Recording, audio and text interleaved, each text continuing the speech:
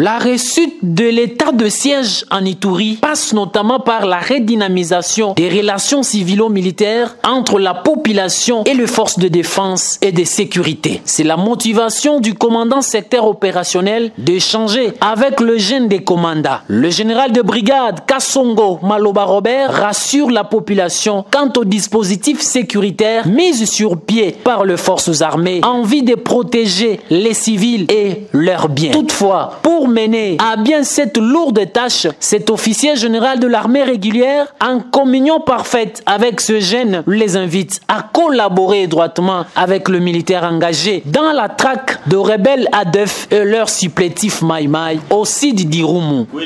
Donnez-nous des informations nécessaires pour nous permettre de faire notre travail et rétablir la paix. L'unique ennemi que nous combattons, c'est l'ADF.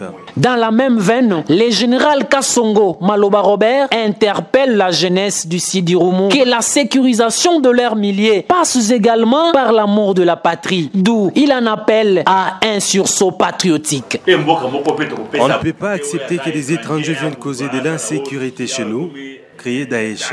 Notre armée est plus forte pour les traquer avec l'appui de plus de 80 millions de Congolais.